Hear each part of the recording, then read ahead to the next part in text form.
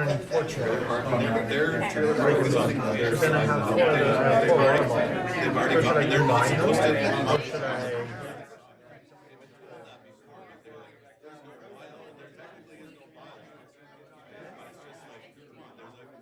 Well, we could do like what we did for our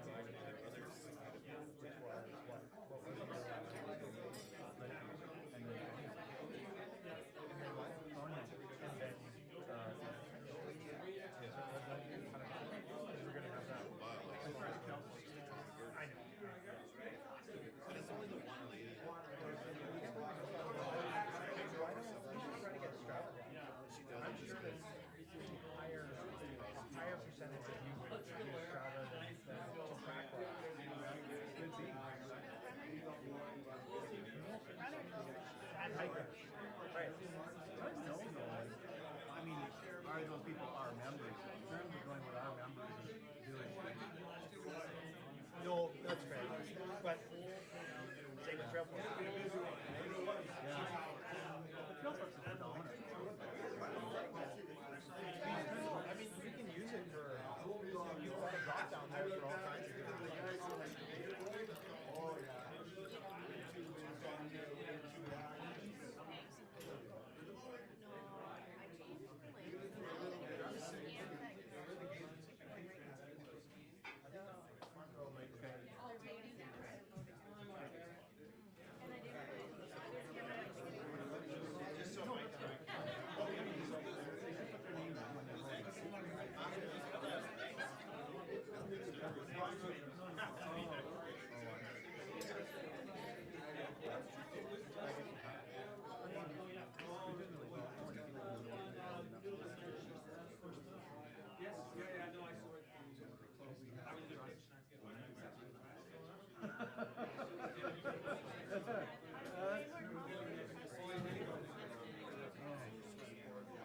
Yeah.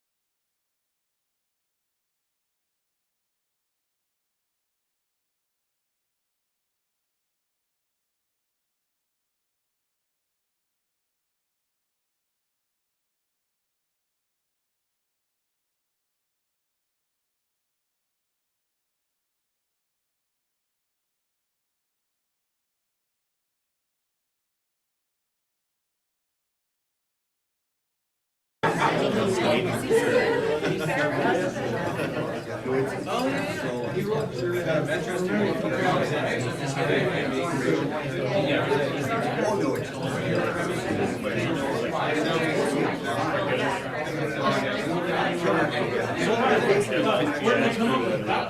The prices have gone up so much in bikes. The link on Facebook.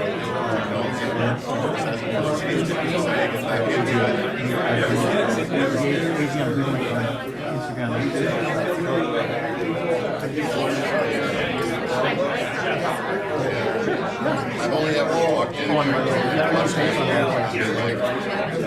which is crazy. They're all like 1600. I see someone there. With your bike, nope, I'm watching my kid.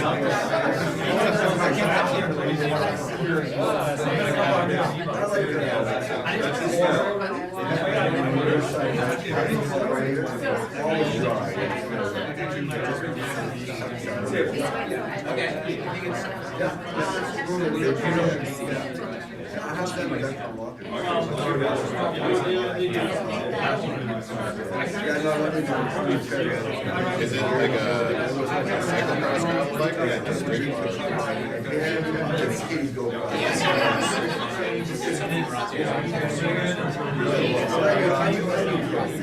You got like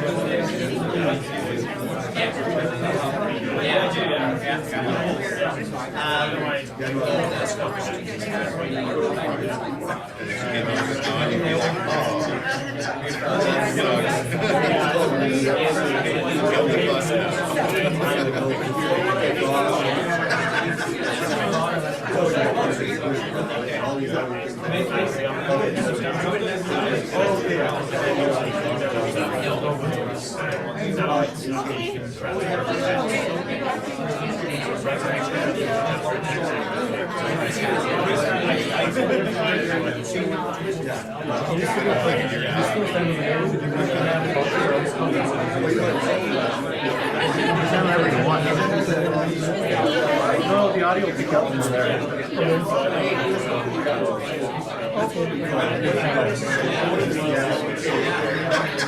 So are you guys looking with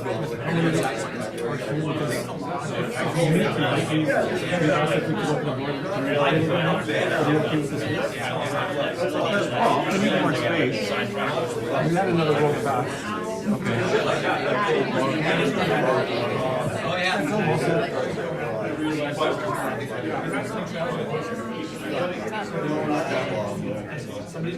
Yeah, it might be two. I don't think it's before. Close to the beginning. Oh, yeah.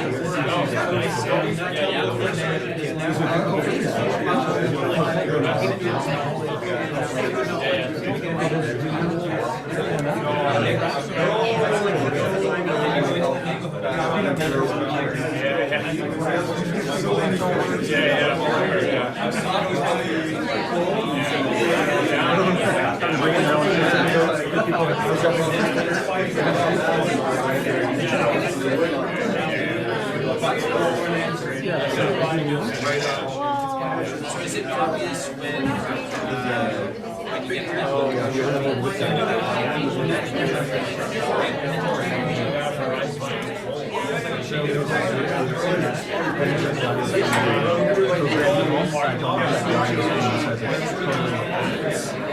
like trains up in here. We need to put more chairs up there. One more row.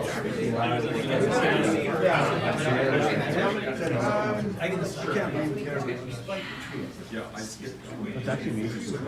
These microphones like for a mic, amazing. Like if you pick up everything that's there. Thanks, Brad.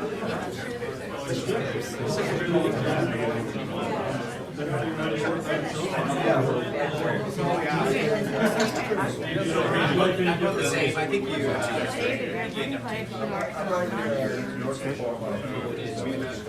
Yeah, well, that's true. So I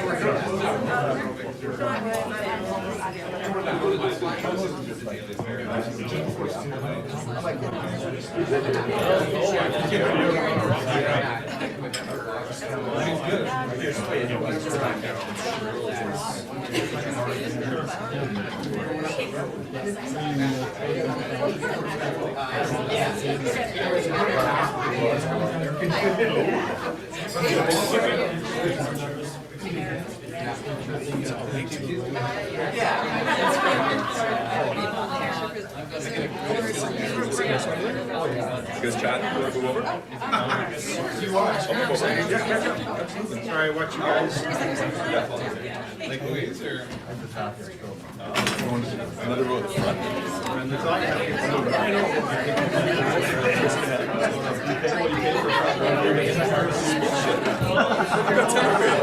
Set the steerage. You know what? I should have.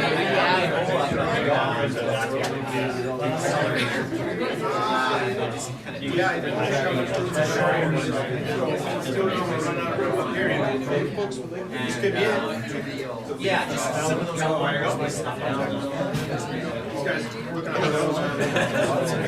have spent a little bit of time here and there. Okay, I think we're good. Oh, yeah, like that's a great stuff. The log bit across.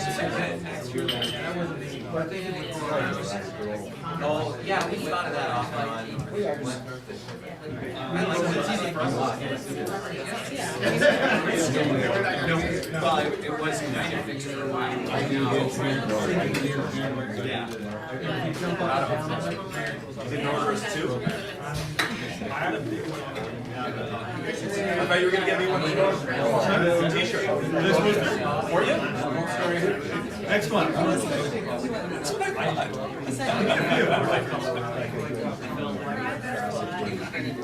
I had a little look. Don't get rid of it. And then I know right-handed, I think people do appreciate it.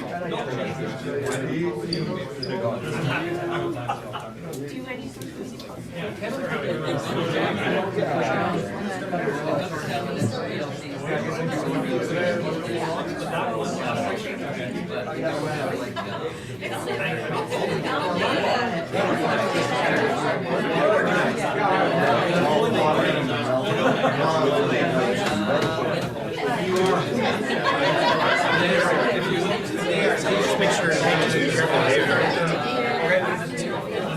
Wes, you good? Yep. Okay. I'm gonna wait for the festivities. Yeah, you're live online. We're live right now. Do we need to so live? Would that be better? It might allow people to see a little bit more clearly, even if just that first one there behind Mike, that would be all good. Okay, let's do that.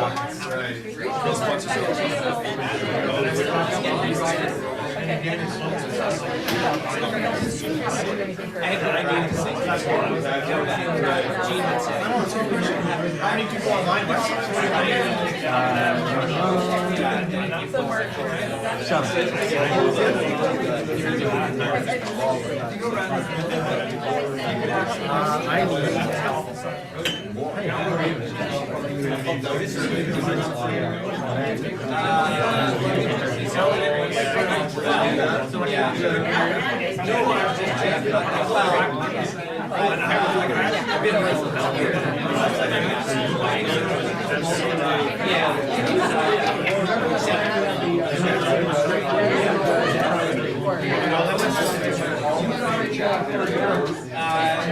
Well, this year it's all right.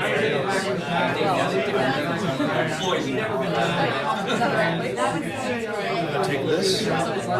Do you need that? Okay.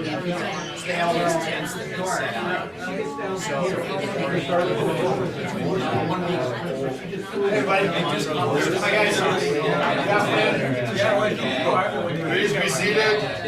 Hard Bergen, stop talking.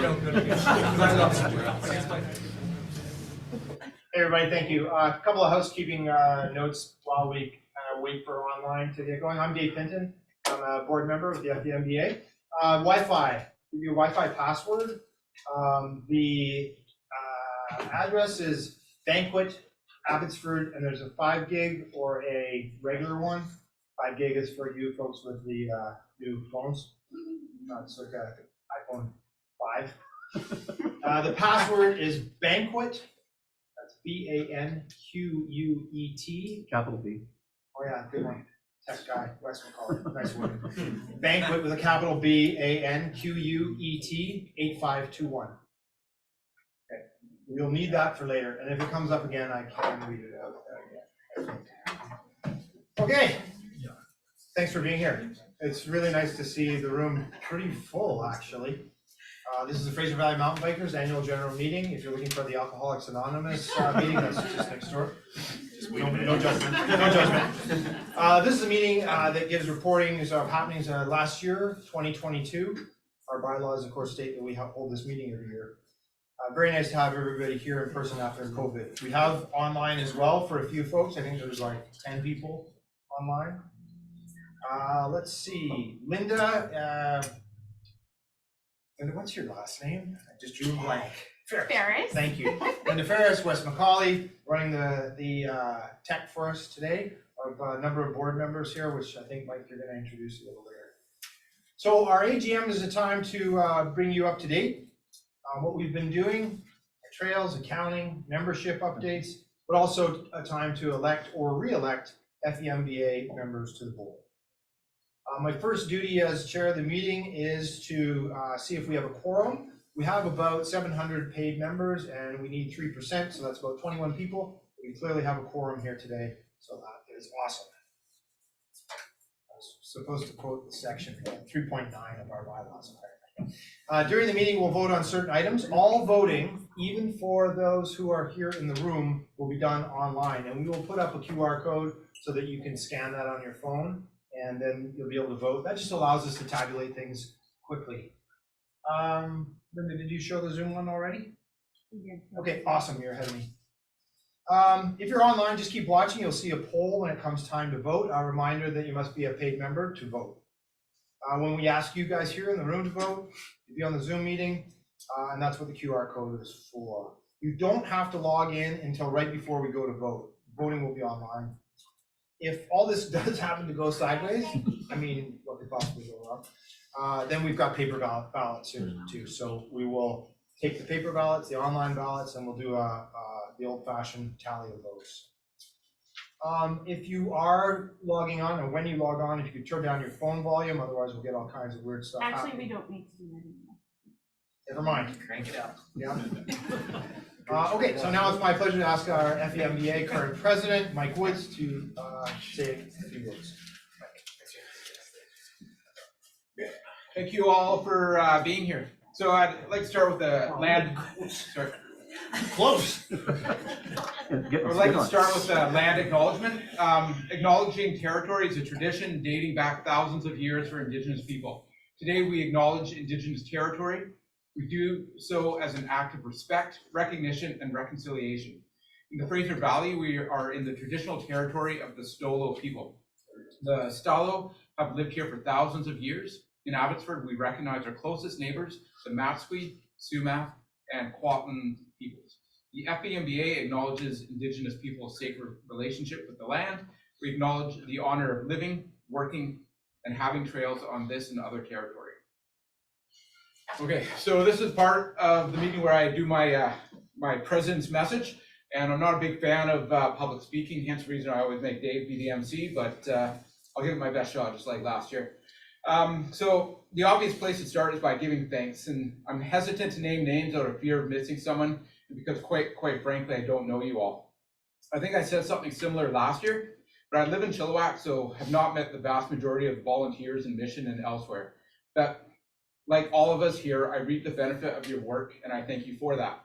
But even in Chilliwack, I don't know all the names. We have volunteers on the trails like Graham, Grant, and Carrie, the people I know, but then the people I don't know, but I know you're out there. I've run across some of you before, and in my head, I refer to some of you as the old guys on e-bikes. But just because I don't know your names doesn't mean I don't appreciate your work any less. Hamish.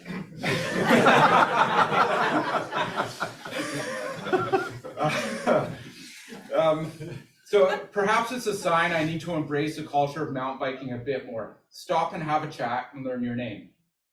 I think it's the culture of mountain biking that brings us all here. I used to spend a lot of time road riding and still enjoy it quite a bit, but over the years gravitated more to mountain biking and gravel as the culture seemed more open.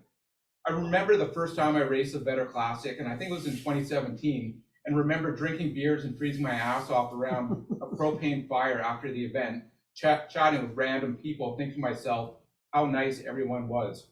It was a lot more fun than a road event where people yell at each other to take a bigger pull on the front.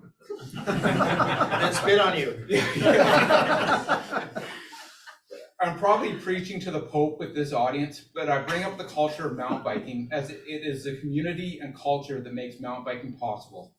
Without trail builders, members, our volunteer board and staff, we would not have the quality of trails we have, and I encourage you all to continue to help us deepen that community and enhance the culture. We all have the friends who ride the trails but never show up at the trail day or never buy a membership.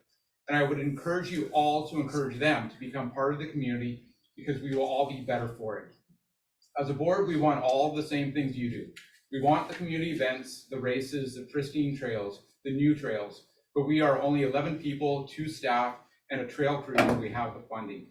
You don't need to be a master trail builder to volunteer with FVMBA, as there are many roles to fill. And if we can convince a group of friends to create a board-supported committee to run fivers and other events, our culture and community would thrive more than it has. Don't get me wrong, we have thrived. Later, you'll see the growth in our membership numbers and funding for the past 5 years, and the fruits of that labor with the work being done on the trails. Our trail days are also beginning to thrive again, and we have had great turnouts in some regions. If you haven't been to a trail day, I highly recommend it. And if Steve Uruski was here, he would kill me for saying this, but you don't need to work hard at a trail day. Just come, have fun, put in whatever effort you have, and enjoy the community. This all brings me back to giving thanks. I thank you all for being here, and as members, as the membership dollars are our base funding, allowing us to hire people like Penny and Linda, and all the great things that come with having them on the team. I thank the board members in the years before me who created the foundation that we are now building on. I thank past staff like Terry Lynn, who helped create some of the processes we follow. Current staff, Penny and Linda, who worked hard to move the needle to the right. And I thank this volunteer board whose work is sometimes very visible, such as the work Hamish did on the parking lot in Better. But sometimes the work isn't so visible, like the mapping and GIS work Wes continues to do with amazing accuracy and skill, or the accounting work that Mark has done for the past 10 years, and the advocacy work from Lee in Maple Ridge and Yoshi in Abbotsford. But I said I wouldn't name names, so I'll stop it there. So while we have thrived, thanks to all you, I encourage you to continue to embrace this community and culture and help push it forward as you have done in the past. Working and playing as a community will help us achieve more trails, maintain the ones we have, and hopefully establish a foundation and more community building events in the future. And now with that, I'd like to introduce the board and staff. So myself, Mike Woods, Yoshi, who's not here, and I have a picture of him. And that no one wants to see. You don't get to see it, but it's why he's not here. And if you thought he was ugly before, I can show you that picture, and boy, oh boy. Sinus surgery is the We have our treasurer, Mark, our secretary, Wes, our director of communications, Dave, director in Chilliwack, Hamish, director of Abbotsford, Adam, our other director in Abbotsford, Sean, director in Maple Ridge, Lee, Chris Hennessy, who's also from Maple Ridge, but he also couldn't make it today, and then Jason Scott, one of our directors in mission. Executive manager Linda Ferris, also on the computer, our operations manager Penny Deck, and then trail crew. And once again, me lacking the good culture of mountain biking, I don't even know if you're all here because I don't know what you all look like, and I apologize for that. But I know, let's see. So David, are you here? If you are, please raise your hand. Nope. You don't hear? No. Okay, so another trail crew here. Claire Brydon, Jared Clark, Siobhan Peters, and Noah Weeb. So that is that. And moving on. Oh, fantastic. That's me. That's Dave. Good work. Thanks. Thanks, Mike. Just a note here, and we'll touch on this a little bit later, but this is Mike's last meeting as president. I think he deserves a round of applause for what he's done.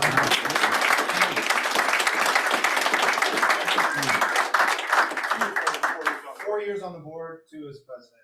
I think he is really helping us move things forward as well. One note, Ann Bila, also Ann, one of our staff members, and Sir, Ann. coordinate some social media and some communication. So great to have you here. So a few other housekeeping items to address before we move into our reporting from regions. And by the way, you'll have opportunity to ask questions a little later on in the meeting. For motions, we'll call for a person from the floor to make a motion, and then we'll ask for a seconder. So please say your name. I may not know you, and then we'll record it in our minutes. If you want to support the motion, you second it, raise your hand, and I'll also acknowledge you and ask for your name. So, little practice right out of the gate. It's not really rocket science. Could we have a motion to approve today's agenda? This is the agenda. We also sent it out earlier in the week in an email. So I would call for a motion on the floor to approve today's agenda. Sean and Rocky. So Sean Smith. Okay. And you got him? Yep. Thanks, Wes. All in favor? Great. So carried. Our second item, do we have a, next slide, please. Yep, thank you, very good. Our second item, do we have a motion from the floor to approve the minutes from last year's AGM? That was also online and in person. They're on the screen. We also linked to them in an email earlier this week. I'll take a moment. Is anybody really gonna object? Okay, so I have a motion from the floor to accept the meeting. Thank you, Angela McKenzie. And a second? Sorry, your name, sir? Kevin. Kevin, hey. Great, thanks, Kevin. Just making a note too, just in case. Okay. All in favor? So carried, thank you. Now it's my pleasure to introduce a person who has carried the financial operations of the board of the FVMBA for many years. In fact, 10 years, right, Mark? Sure. Yeah. I'm not done giving you praise. You can stand up here, though. Excellent. You're an awesome board. You're an awesome board colleague. Last meeting, Mark had to present the financials without a mic. Without a mic. I don't know how he did it, but it all made sense to us. So today we're hoping your mic works. I'm hoping to. You've been looking after these finances for about 10 years, right? Everything that comes in, we take care of. Yeah, you do an awesome job. And so today, Mark is going to present our financial report, our budget, and some other items. Mark. Sure. Thanks very much. Okay, well, I guess with that, we will do the presentation. So, I guess an introduction for myself, because some of you know me, some of you don't. So my name is Mark Swatsky. Yes, I'm a mountain biker. Yes, I live here in Abbotsford. So most of the trails are right by like Sumas, Ledgeview, and all those sorts of things. I do get a chance to try a lot of the other ones, which is awesome. I mean, one of the things that people usually ask, bikers, not necessarily how long the ride is, well, what do you ride? Okay, so I ride a Rocky Mountain Interstate. Okay, so that'll tell you something, or not anything at all, who knows? I get to ride with a bunch of guys every Saturday morning, which is lots of fun. Get to push each other and laugh with each other, which is great too. So with this, what's interesting here is, you see this. This scale goes from 2013 to now. But okay, so we actually have Gary in here. So Gary and a bunch of other people put together this FVMBA back in 2004. So this is when this all began. So since then till now, it's almost 20 years. So much has happened. There's been so many volunteers, with board members, trail builders, trail maintainers, trail volunteers, volunteer members, and supporters, sponsors, all those together have gotten us to this place now. So I have to actually thank, and we all have to thank all of us, and Gary, and then everyone else since then, and it'll be after us as well, who are doing these things because we all love the trails, and we love biking, and that's a great thing. So thanks very much for that. So the next part then is, I'm gonna start with pictures because people usually don't like numbers very much. So, no, I think I can move over here. Also, if I have to zoom. Yep. Take your mic with you, Mark. Okay, I'll take my mic. So I won't. It's muted. So yeah, so I'll press the unmute button. So I will point here, because I've got my notes here. So what you see here is, well, I can't go over here. So 2013. Awesome. Oh, geez. So way back in 2013, we only had revenues like 24 grand. So, and then before that, of course, it was even less. But from there, all the way till now in 2012, a lot has changed since then. And you can also tell that based on more things we're doing, more bridges that have been fixed, more trails have been repaired, and trails that have been built since then. So all this here, so the green is the revenues, the cash coming in, the white is the expenses, the cash going out. The line is a difference between two numbers. So, you know, growing, get to 2018, 19, and of course, 2020, well, everyone, you know, COVID hit. We still grew, but what happened is, there's this, I know I put this little word, this SUS, this kind of a COVID thing. COVID in your world cities. Yeah, that's right, that's right. We had that too. But then things changed here. So 2021 was huge, and then 2022, still our second best year, but we're still doing more and more things. So you see, okay, well, more stuff's happening. So if we can go to the next slide. So the next slide, so this one is now trying to say, okay, with all the money that's coming in from different places, where is it coming from? So we have different colors. So again, people like colors and pictures. Okay? So 2017, I didn't go all the way back, but you'll see the bottom line here, this is the big change here is actually the contracts and grants. You see a little bit here, growing. If we go to the next slide, I've got a couple of arrows that pop up. Way back here, we didn't do a lot of contracts and grants, like $8,600. Penny comes on board somewhere in here, and now our contracts, that Penny we've been getting, have really grown quite a lot, so we can actually do a lot more. So COVID hits here, big bump here to like 138, and then down to like 95, and you go, wow, like what was the big change? But with COVID, I mean, a lot of you guys know, the government says, hey, a lot of people need help, so they were quite open with their purse strings, so we were able to actually apply for more things, student grants, all those different community grants to help with trails, because everything was having a tough time, so we could do more from the government, so that really jumped. And then the other colors here too, like sponsorships have been changing here too. This other color here is government help. We had like from wage subsidies and so on. But you can see all these different things, like sponsorships, races, because races, the last place we had a race, what was it, like back in 2019? Yeah, so back here, so that's the one little gap here, and then it stopped. So what happens in the future, that's another story. So let's go to the next slide then. So this one now, the big story before was during COVID, grants happened, awesome, we were able to get a bunch, slowed down afterwards, they opened their wallet, and then they sort of were closing the wallet the past year. This year, I'm calling it bike community revenue sources to say, well, stuff that we're not doing the contracts, but what else are we in this room doing in terms of sponsoring, memberships, all those sorts of things. So as Mike so readily mentioned, I'm working from the left to the right. So the most recent is over here. This is your 2002 one, going backwards. So the most recent is the far side. So you can see sponsorships have really changed. Race, and then just stopped. Memberships have all, leveled and then really grown. And donations, this one in the middle here during COVID really helped us a lot too. So if you hit the next slide there. So you can see here, membership back in 2017, we didn't put a lot of emphasis on it yet. And then after a while, you know what? We're pushing this and we're working hard to get more people involved and connected. And up to 2012 or 22. And I think I had one more slide on this one. The sponsorships as well. We barely really sort of emphasize this. And then you've seen this when you go to the different trails. There's different signs of when posts saying so-and-so sponsors, which is great. So different companies, and most of them are actually companies who say, we want to support the trails in some way. So it's like 25, I think it's now like $3 to say, okay, let's support this. It helps us buy tools, pay for different things, all different things that are going on for the trails.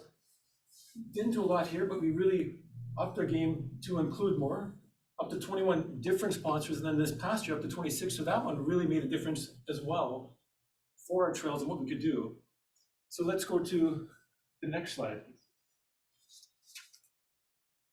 Okay, so that was where all the pictures.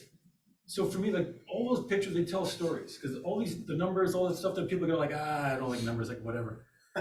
All these numbers in the end now fill in what's happened here, because here's 2021, 2022 actuals and their 2022 budget.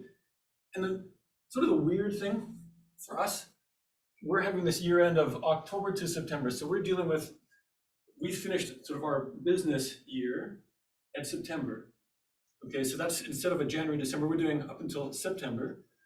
And so you can see in the very top line here, like what has changed. So this is the story of the entire year of all this, all I told you about contracts and grants and sponsors and members. It all comes onto one page to say, yeah, we have lots of contracts and grants here. It dipped down to 95. We wanted to get more. You weren't able to get more. Okay, fine. Donations pretty stable. Memberships, around the same. Race, well, there's nothing there. Okay. Sponsors, you can see it grew. So in the end, just over 200 grand of revenue from all those different places. Because in the end, even though we talk about companies and grants, all those kinds of words in government, they're all people. So all of us had to make contact with people to say, ask for money, contribute money, we'll connect with you, we'll make sponsor posts, all those different things. We have to report back to Rec Sites and Trails. We have to report back to, the City of Mission or the forestry groups, or different things to say, this is what we've done with this money. But in the end, we're still talking with people. So that's all of us are making all those sorts of connections to make the difference up in here. And then all the money that comes in, it's going out to say, okay, well, let's do different things. So I know the contracts, this number is smaller than that number because part of this number, the 95 grand comes in. It's also part of it's to do this, part of it's to pay for the staff wages, part of it to do this, the trail crew, some of the trail expenses, like, oh, okay. So in the end, the bottom number is like this $1,700, like, okay, we had budgeted to say, we're actually gonna spend more than we actually get in. We actually came out just a little ahead, as it turned out. Because in the end, you can see with trail expenses here, we actually spent almost 40 grand on trail expenses just in terms of volunteers are saying, hey, I gotta fix my chainsaw. We have to get more tools, more nails, more this, more that, all those different things.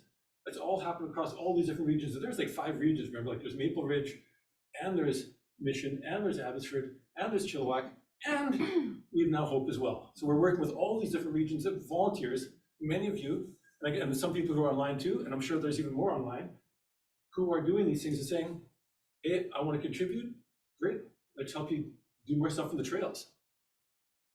In addition, we bought a whole bunch of signage that we want to be putting up these next year to even better sign the trails. And we also did an archaeological assessment on Sumas for one of the trails that we want to be building there as well. If you have some questions, I don't know if you want to ask now or do you want to wait for afterwards, or we can do now. Yeah, we can do now. So here's the numbers, here's the story. Any questions on these things? And if you can't think of it now and you get oh, I don't want to say it out loud in public, I don't want to public speak now, you can catch me afterwards as well. I'm totally fine to talk to it later on as well. Yeah, Rocky. 40 grand for trail expenses is a lot, which is great. Yep. I'm curious what the big nut is there, because that's a lot of nails. Gary gets a really good deal on nails. So what is the big, does that include, I'm curious, Penny, does that include trail crew expenses too? Yeah, that'd be their expenses too. There's 10 grand of signs, those carcinite signs. Yeah, okay. I think the signs. That stuff is covered under there. Yeah, so the signs are 10 grand. So that was a new one. Yeah, and then there's another 7 grand we did for an archaeological assessment, which is actually one of the cheaper ones. There might be more expensive ones coming along. That falls into that category as well? Yeah, we put it there too. Consulting fees, if you will? Yeah. Okay. So yeah. Good on you. Yeah.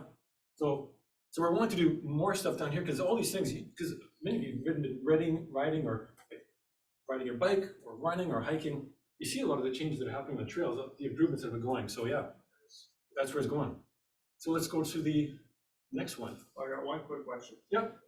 Just curious, so I know sometimes people will hold races on the trails that, memberships put a lot of work into. You should just go back. And often part of that is they say, oh yeah, we're gonna kick some money back. I'm just curious to know where that would show up on there. Well, what we wanted, we talked about the race here.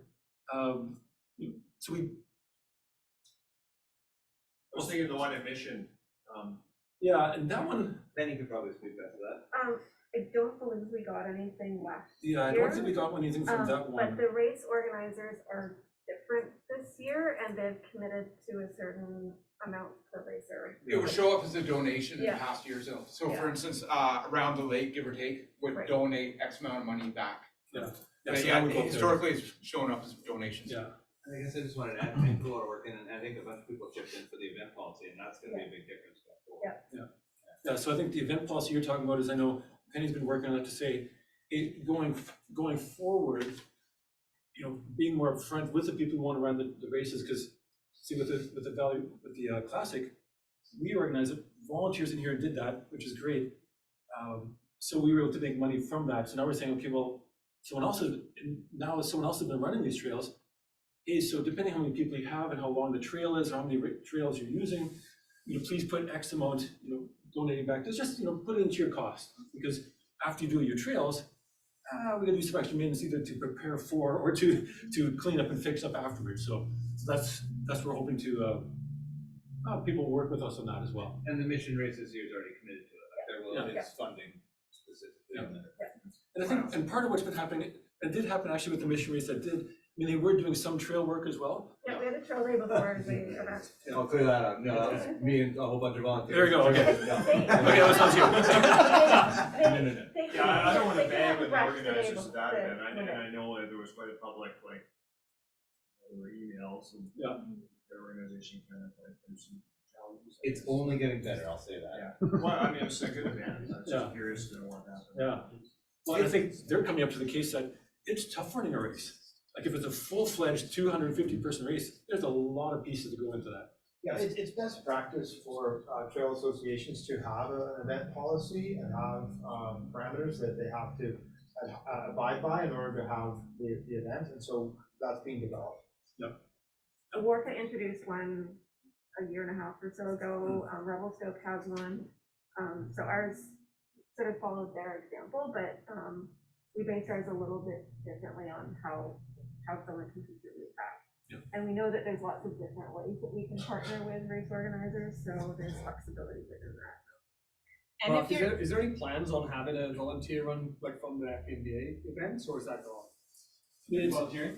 No, I'm just asking. I've done enough. I'm more out of that. Yeah, well, I mean, Penny can address it after, but I think the thing is, you know, if someone wants to run it, go for it. That's what I'm saying. Right? Okay. And I think some people have been talking about having like a smaller, a scaled down version one, different things like this. So, because just a ton of work to put on, and Megan totally can speak to that, whereas Megan is far back there. Yeah. In the tooth, there you go, yeah. And so, do you do a scaled down one? Do you just do more social races? Yeah. I think there's definitely whether it's a big event or something. Again, I'm probably not putting my hat in the ring right now, but I think having more of a grassroots feel, back when we used to do the $2s or the $20 races, the people we used to see were locals. And then when the classic came along, we lost a lot of locals in the races. Well, you get locals plus, right? Yeah, even the locals were disappearing towards the end of it, which was a shame, really, because there's so many people who just wanted to do it for a bit of fun, not kill themselves at the time. Yeah, just to get and I still think there's room for places like that. Yeah. It's a matter of capacity and having the volunteers or board member that's willing to take on that. So if somebody put their idea in for 2D stuff and they have to do volunteer stuff, that would be okay. Oh, yeah, totally. Yeah. Any more questions on this part? Just a quick point on the event policy. If you want to see it, it is on the website under the event tab, I think. It's posted for anyone to see, and we shared it with anyone who is planning a race on any of our networks. Okay, and then let's go to the next slide. So the previous slide was the story of the year. This is now like, you could say like the selfie or the, the picture just, after everything else done, what's on the last day. So on the very last day, so okay, well, what we have at the end of the day? Well, we got cash, okay? 2022, almost the exact same amount as last year. It's like, oh, yeah, that's nice. And then, but then as accountants, okay, well, I got to make it confusing, so I have to have at least 3 different ways to say cash. Just to make it interesting, you guys keep looking up this way. So you say, well, all of us are going to look at this and say, hold it, you guys have 72 grand of cash in the bank. Why do you need more money? What's the deal? Well, the thing is, we can't actually use all this money for anything we want.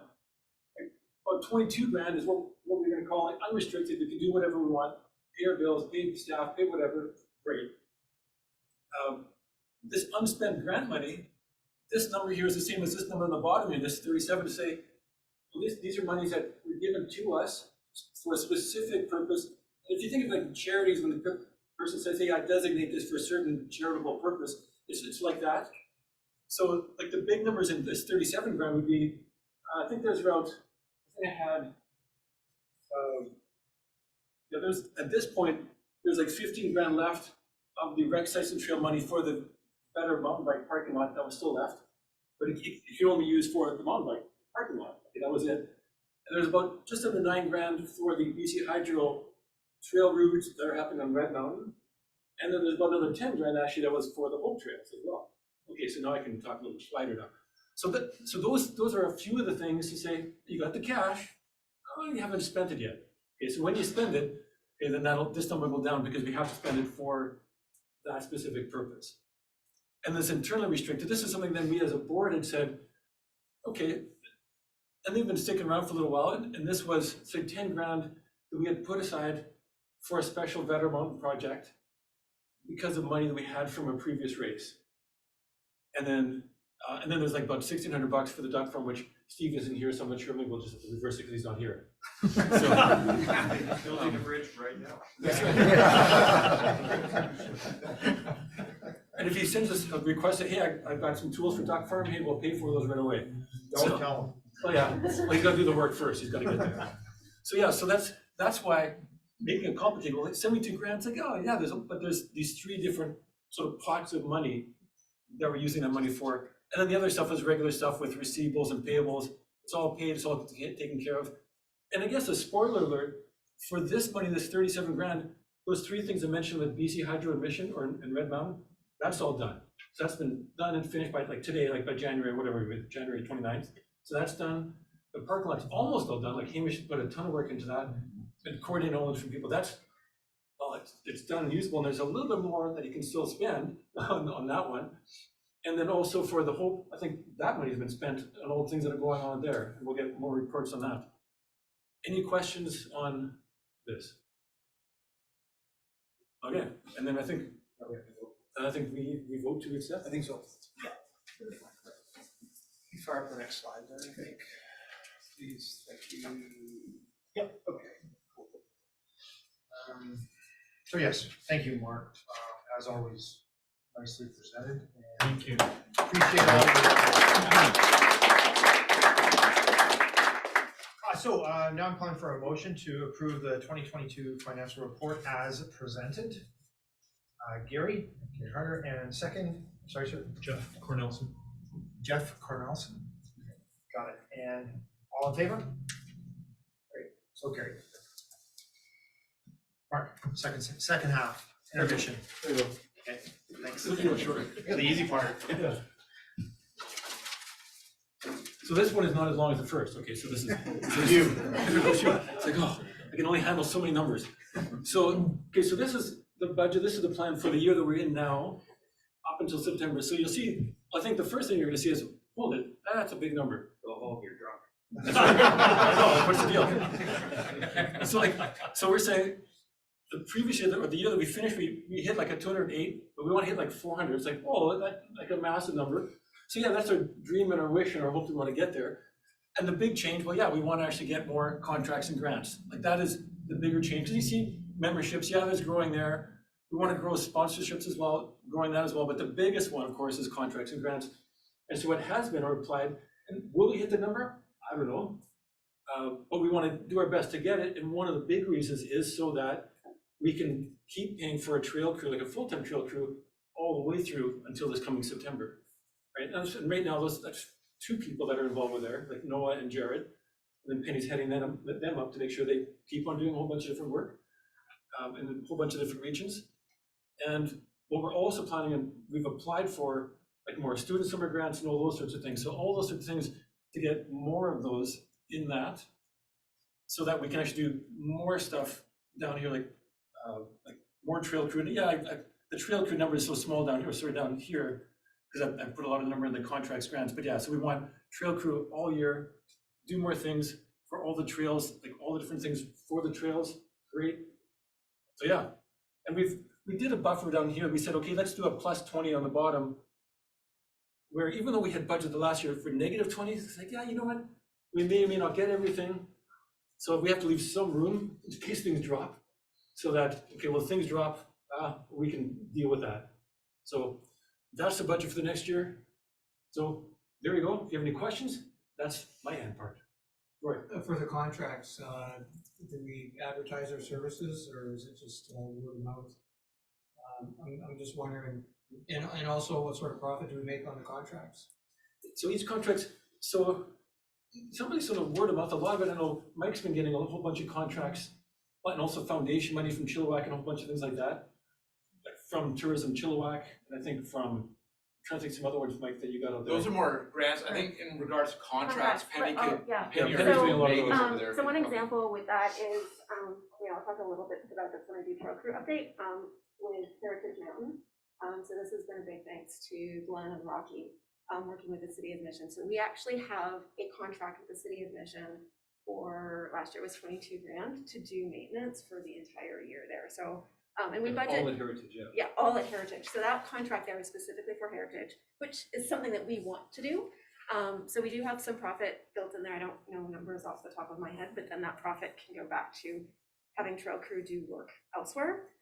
We've also had the opportunity the last couple of years to do some small projects for FVRD, which has been really great. It's good to work with them as one of our line managers. So we replaced a bridge on the Centennial Trail at Sumas. And we're also out at Elk Mountain this fall and did a bridge there. And hopefully we'll be back this summer doing some more work at Elk as well. So some small contracts like that, but then the bigger one with Heritage. The BC Hydro one was actually more of a contract there. So that's for Red Mountain, so that's good, yeah. Yeah, so all those, it's really Penny diving in and finding them, looking and hearing from others too. Or, well, yeah, Rocky. Yeah. I was gonna throw out one thing that's a really good question to ask, because ultimately, like, I did also half the sales last year, putting on my sales guy hat, and that's because they're really capable. And the reason for, so what it amounts to is I go into a lot of meetings where there's some funding available for an opportunity, and if the criteria is there, then it works out really well. And so we've got one coming up that's prep for the race for Mission. It was Community Futures as a grant opportunity. I'm like, yeah, let's go. And I put in an application. So I'd like to encourage everybody to put on their salesperson's hat and say, okay, so we've got this capability and it's year round. It's Penny and two others that are year round, and it's there for things like maintenance, things like upgrades. And at Heritage Park, we replaced almost all the bridges, and this year we'll have them all brand new in a city sanctioned trail network that's fully signed now. That's awesome. So that's a really good outcome that you can sell really easily. So just you go to those meetings, you're in a meeting with a stakeholder, and they're like, oh, what can we do? Well, talk to Penny. We can do a lot, and that's where that revenue is going to come from. That 272 is lofty, but if everybody in this room sells 10 grand worth of chocolate bars, we're good. I mean, the other question too is, like, you might ask, like, well, why are we doing work on Elk when we're a mountain bike association and Elk is a hiking trail? One, it is really good for us to build a relationship with FVRD because they're one of our land managers. We work really well with them. But then it's also, it keeps the trail crew employed when we don't necessarily have the funding from other grants or funding from membership to support them. So that, gives them a week or two of work, which is really great. And then we do have that small amount of profit that we can then put them to work elsewhere. So, yeah. And it also increases their Yeah. skills, Yeah. their experience. Yeah. Yeah. And they become a client ultimately. What I found is once you establish that relationship, another district or city of Mission calls us and it says, hey, we need some help. And so you're a contractor on the Rolodex. Yeah. Yeah, and in addition to that, because we have grown this reputation, we are now in a position to apply for larger scale grants for bigger projects because we know we can deliver on them. So some of that number in there is, we've already applied for larger contracts than we ever have before. What I think too is, with these 5 regions that I mentioned, is like with Lee, with Maple Ridge, there's opportunities because Lee's in contact with the city, what's going on. So he can hear in terms of stuff. Other people can hear in terms of, well, yeah, you're at Maple Ridge, what's going on there. So Mission, Abbotsford, Chilliwack, and Hope. And so, yeah, so if there's other things you guys hear of, because each of us have different connections. Because even though we talk about grants and contracts and government, they sound really lofty, but again, they're people. So if you guys have these contacts with these people and you hear of this and you hear of this, tell us. Yeah, bring them in and we'll connect them. Megan. Are there any concerns about getting to a point where it might exceed the capacity, or would you just hire more trail crew? we just hire more. Like if we had the funds to do that, we would hire more. Like this is, I mean, we have trail crew hopefully year round if we can get all the funding that we've put in the budget. We should have Noah and Jared working for us for the full year this year, which I'm really excited about. It's the first time they've done that. So if we're able to, as we grow our funding, we'll be able to hire more and keep our capacity going around. Yeah, and then, so yeah, then we're good. I guess that's for this to be. No, that would be go. Well, this is just info? Yeah, Very good. that's information. Yeah. There we go. We're done. Thanks very much. Awesome. Thanks, Mark.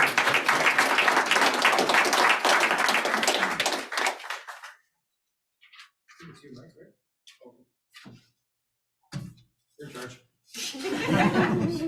Okay, so I'm Linda Ferris, the executive manager of FVMBA. I've been around now for a few months, maybe almost a year. I don't know. Time flies. I am, I guess, somewhat of a new face to the mountain biking organization, but not such a new face to the trails and advocating for trails. I'm probably better known as a runner and do some work with the Park Society. I helped founded the Park Society, so I'm very well versed on trail kind of stuff. So I'm here to talk about, do you want to flip to the next slide, Liz? I'm here to talk a little bit about membership and sponsorship.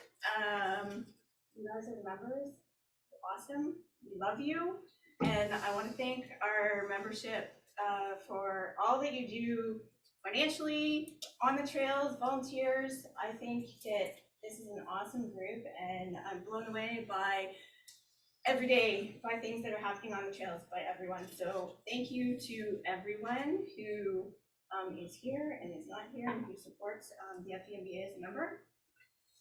So this chart, as you can see, we go back to the old COVID time where we saw astronomical growth on the trails and people using trails, but we also saw a relationship with people investing more in the trails and becoming members and becoming more involved in general. So our membership from 2020 to 2021 really basically almost doubled. And then we got a bunch of return members, a few more last year. This year, what we're looking to do is make some changes as far as what we can do to add value to our members and the membership engagement platforms and programs and things. And we'd really like to encourage more membership. With more membership, we can do more things. With more membership, we hope to gain more volunteers, and we'll be able to do more things like events and just more in general. So our membership supporters help ensure the sustainability of work and advocacy that the organization engages in on the trail networks. Some of the membership dollars help support what the trail crew does and fills the gaps where we don't have contract money or grant money to keep the trail crew going. So membership dollars help do that. We're constantly looking for new ways to provide value to our members, and 2022 is a bit of a beginning of a transition in some of the ways that we manage the membership program. So things that we're looking to shift as we move forward this year.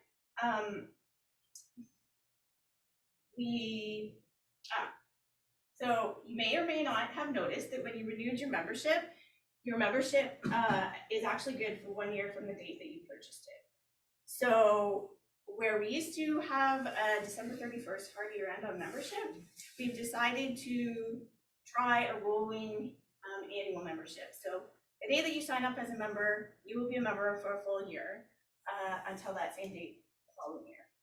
So there's no finite period, and the value of your membership lasts the whole year, whereas with the finite expiry date, it just shortens as the year goes on.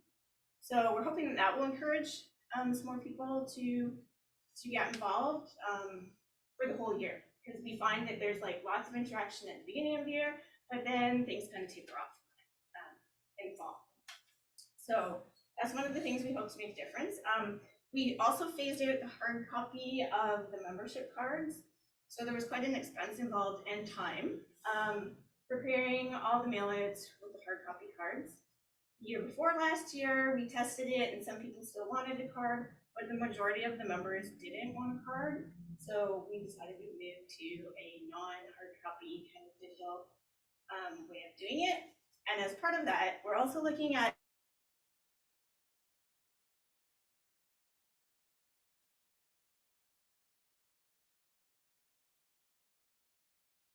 digital one that you can put on your wallet with QR code, on mobile. We're looking at, right now we're researching membership platforms so that we can build in things that will better engage the members. And maybe we can include more benefits in what that looks like. I'm also reaching out to partners and sponsors to discuss how we can strengthen a membership benefit program. Maybe there's things, more ways to offer things to members that they haven't done in the past, or looking at new ways of doing things. So I will be reaching out to partners and sponsors over the next few months just to talk about what that looks like, and hopefully as the year goes on, we'll have some updates for you on what that looks like. We're also revisiting our merchandising options and getting that back on track because we don't have near enough FVMBA brand out there. So yeah, there'll be more to come on that, and a little bit of an update on how we can get that merchandise and maybe some benefits for members. So stay tuned. The intention is, as things kind of move forward, we will keep you updated via monthly newsletters. Yeah, so the 2023 goals, like I said, we have a goal of reaching 1,500 members. So we really want to work this year at continuing some of that growth that we saw during COVID. There's still lots of people out on the trails. Maybe we just need to wear more FVMBA gear so they ask questions about who we are. Increasing membership engagement. So like I just said, that will be providing a platform specifically for members to engage with each other, maybe building capacity through increased memberships with volunteers for events and those kinds of things. So that's one of the things that we're hoping. And then, yeah, supporting, as Penny said, a 2-person year-round crew is a big step for the organization, and so membership dollars will help, like I said, fill the gaps to do that. Let's switch it up. And then the other huge group that we want to thank is the sponsors. So we created a sponsorship program 4 years ago, which I believe was Terry Lynn's kind of previous executive manager started that. So 4 years ago, we had 2 or 4 sponsors, I think, and these were all of our sponsors in 2022. So the program has grown. There's lots of interest from the business community in giving back to the trails, which is awesome. So financially, but also volunteer-wise, lots of these groups have had their employees or people out on the trails on volunteer days. Chris, do you want to go through? Yeah, so this year we had 21 Adopt a Trail sponsors, which is, I would say, the flagship program of the sponsorship program. And there is a change for this year. We previously had 2 levels for Adopt a Trail sponsorship. We've combined it into 1 level because basically the only difference was that we guaranteed a certain number of trail days, but capacity-wise, we found that that was becoming really challenging with the increased number of sponsors we have. So we have 21 trail sponsors, and they're all expecting at least 2 or 3 trail days. That becomes a capacity issue. So we've taken out the specification of trail days and just put in that we will work with you if you want to have trail days. So there won't be, previously we had Adopt a Trail partners and Adopt a Trail builders. Now everyone's just a partner and we work with you if you want. So we are super grateful to the sponsors to Adopt all the Trails, and as we go through the networks, we'll highlight the sponsors who were in each area. Yep. I was just wondering how much it is for them to sponsor. How much is it cost them to be involved with that?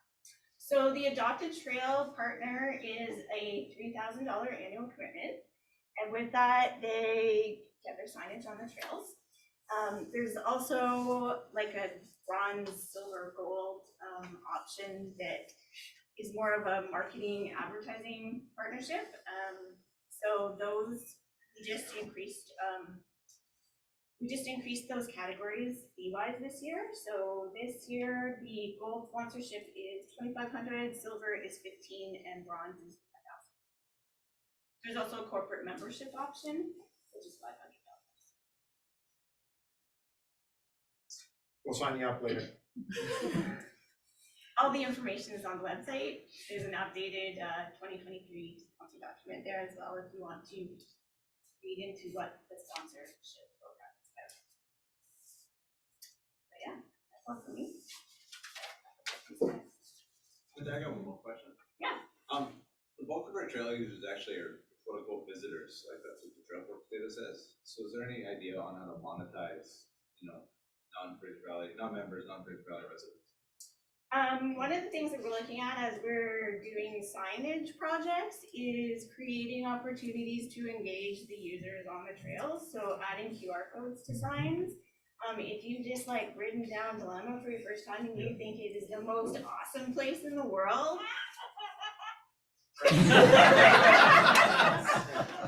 Clearly we do. New fan. Young rider. Then we want to capture that, and if there's an opportunity where you just go, wow, this group does a really good job at keeping these trails, I'm going to donate $50, or I'd like to become a member and learn more about this, like we want them to be able to do that right there. Also, like, I feel tourism associations should play a big part in that, and because they get the hotel tax revenue. And I had a meeting with Tourism Chilliwack a few weeks ago, and provincially they're looking at changing the ways that tourism associations can spend their money, so they have more discretion in how it gets spent. So there may be more scope in future years to get more money from tourism associations that are actually benefiting from those tourists. That sounds right. Do we get anything from Trailforks? Trailforks has always had a donate to the trail fee. Trail Karma. Yeah, the Trail Karma. Do we get much from that, Trail Karma? A little bit. There's like $50 or $20 or $100 a month, and then so some things. One-up sponsorship always comes through. One-up sponsorship always comes through the Trail Karma.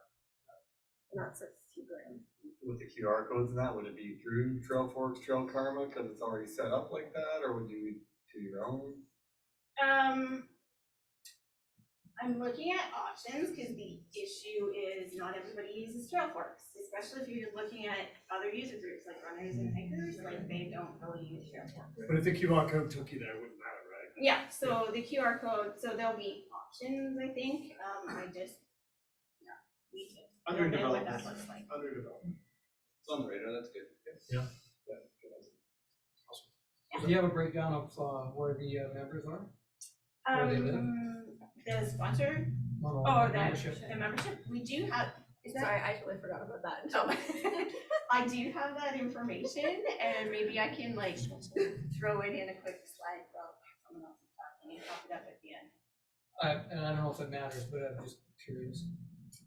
It is fairly well distributed. I think the most members are off the top of my head.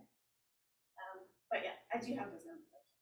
It was fascinating. Years ago, I studied the membership data and then did it per capita as well, because that's the thing, depending on the city size. And the distribution's not equitable, and like it's fascinating. I'd be curious to see what it is today, because back then Abbotsford basically had nothing per capita, and Chilliwack and Mission both have the most per capita.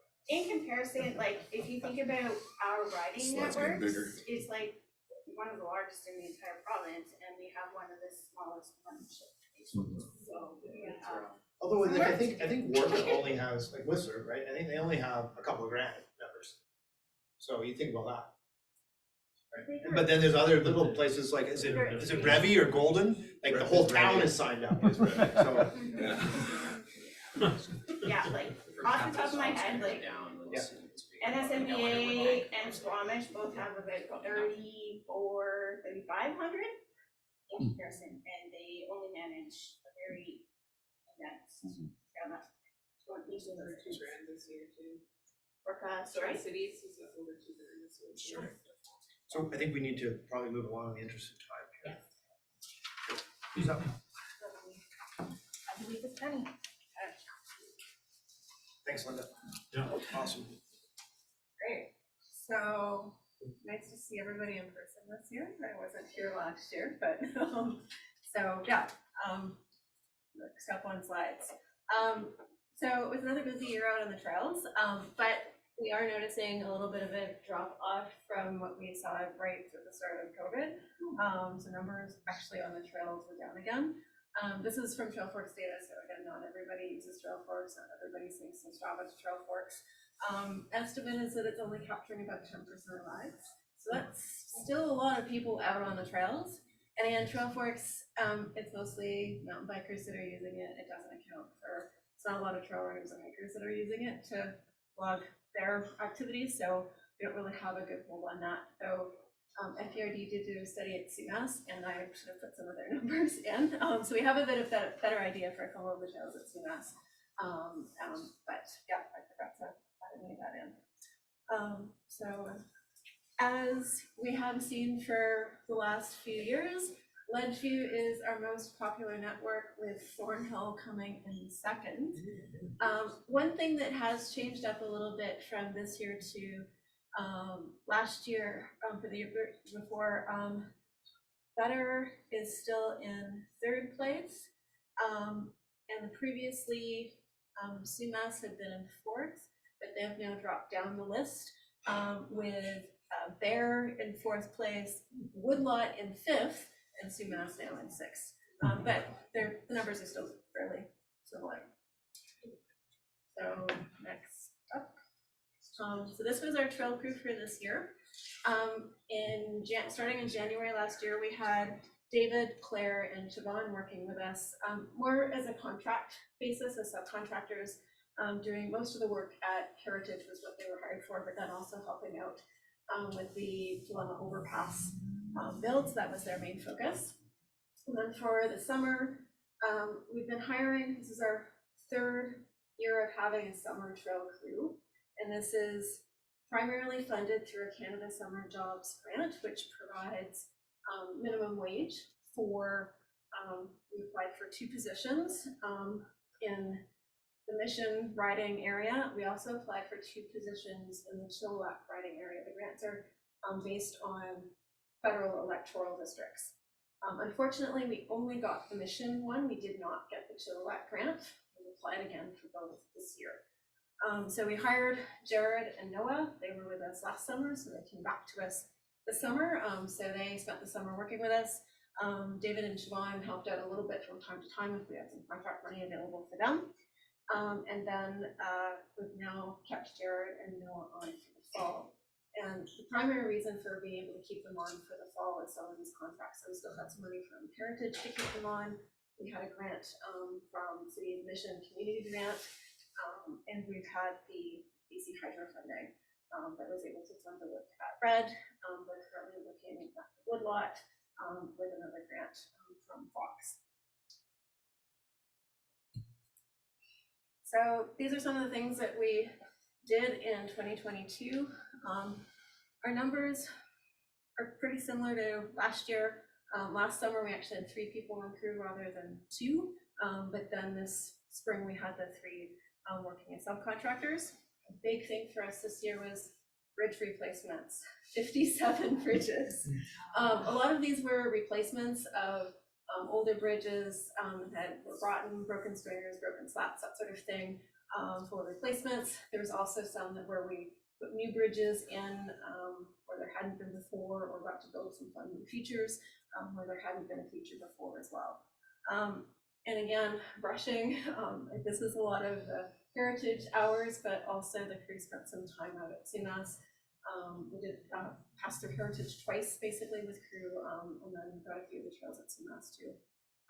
But in addition to that, there's always drainage work, maintenance, that sort of thing. So whether it's refreshing limbs or rebuilding woodwork, crew did a ton of work this summer and through this fall. One of the biggest highlights on the next slide This was the biggest project that our crew has undertaken to date, was building the overpass on the Dilemma. So that was everyone was really stoked to be a part of that. The other nice thing about this project, as well as a few others, but again, this is sort of the biggest one, was the ability to work with the Gillette Park Society Trail Crew as well. So they were a really big help to us in supporting us through doing this project. So this is what Trail Crew has been up to, but Trail Crew is not the only ones out on the trail. Next slide. The real heart of our community is all of the volunteers. And again, as Mike was saying at the start, there's way too many, and I don't know everybody yet, but whether it's been through trail days or volunteers that just like to go out on their own and fix some stuff up, there's been a ton of work going on out on the trails, and a really, really big thank you to all of those. So we'll see some of the other updates in the regional updates as we get to those next. And just a couple reminders about some trail closures. Blood donor is getting a full rework top to bottom of the woodlot, so it's presently closed. With the BC Hydro Tower construction at Red, that means Artem and Mastodon are closed. And Bearing 51, there's some logging happening with Mission Forestry, so it's closed. And then Zest at Vetter is also getting some major upgrades, so it's closed for the moment. And then I'll turn it over to Lee to talk about updates for Maple Ridge. Great, thanks, Penny.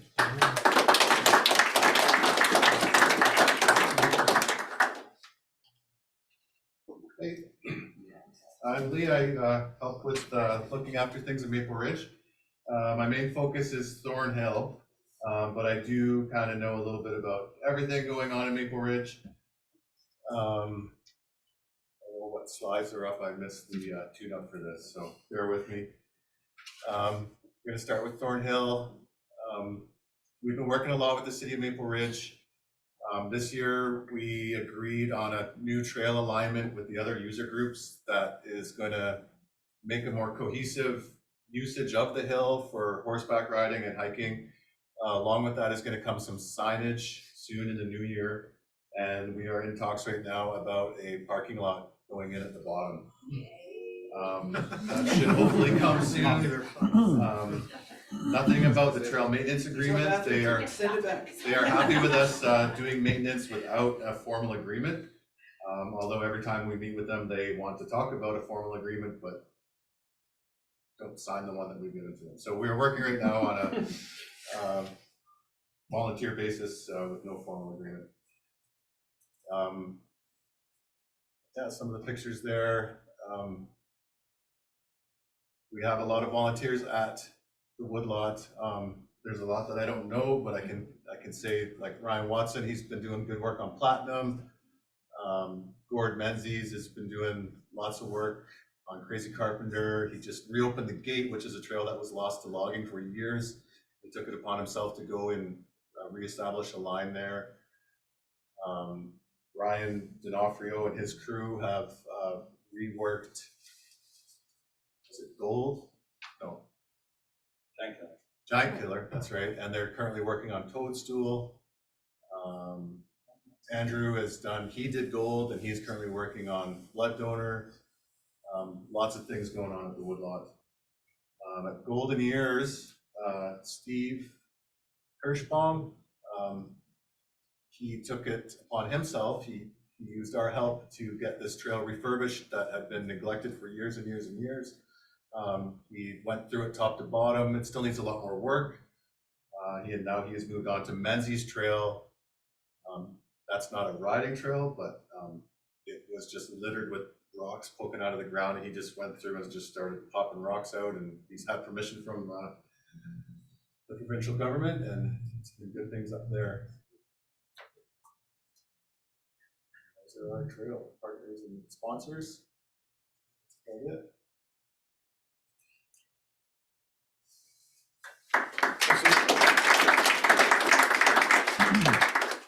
Hello, I'm Jason. It's my first year with the board, so I'm just sort of picking up things as we go on. As long as we've passed the Rocky, thank you very much for everything Rocky's done in the past, as well as currently behind the scenes, as well as to our builders and volunteers. So we've had lots of family days at Bear as well. We had a pretty good tailgate party. It was steak and lobster, sorry if you missed it. That's, you saw the budget, right? So, yeah, please come out to our trail days at Bear. It may or may not be true. So lots of, we're here at the BTLC, everybody's favorite climb trail, which I dragged my kids out to, and one we didn't tell partway through that it was actually an uphill trail. So he said, this is going to be really great for everybody coming down. And then we said, it's actually an uphill. And he went, what? Like, why would somebody put so much work into all this stuff? But it is the volunteers that come out, and we do have good stuff for you afterwards. So we had some new bridges on Corduroy. We've done some more drainage work on Jolly Rancher. That's being dumbed down, so you're welcome. No. Some plant access work. So actually, people have said, please don't do that. They want more like a Ned's vibe. So. Yeah, so lots of work going on, and just to speak overall to sort of coming on board partway through, it sucks that you guys are going up. Sucks for you. I hear it, yeah, I know. So those that are outgoing, I just learned so much from, mainly I don't think for the first few board meetings you're allowed to talk. Because you don't know what to say anyways, so you're just sort of gathering and listening and trying to kind of put it all together and make something out of it. So at least for those that are looking to come on board, it's great that they have some trail experience, if not tons of it, and so I look forward to seeing them out at the trail days as well. So yeah, we've enjoyed Big Trouble Little Chainring on the way up, and I think Penny's got more to come to do with here at Red. So thanks very much. Great, thanks. So I put the red updates here. So again, this was a big thanks to Rocky for securing the funding for this for BC Hydro, but also we got funding from Mission Forestry. So with BC Hydro Tower going in at the top of red, that's closed down Arnhem and Mastodon. It's also meant that the road up, because they've been driving all the big trucks up, that's our main access for climbing up red. So that's been kind of closed except for Sundays, I think. But that means we needed another route to get up. So there are now actually 2 routes to pedal your way up. If you're feeling strong and powerful, you can pedal your way up lower momentum and then head up Black Tie. There's also, you can head up on any other FSRs and then climb up as well. Is that temporary, the climb, once the road's back open? No. It's gonna be a full-time thing? So, funny enough, through that and scouting it, it's actually a really good climb route. Okay. And I think that's where I want to put the climb trail. So parallel and it kicks you under Red Rider, and it's really good. Wow, Yeah. sweet. Yeah. And that's from where, sorry?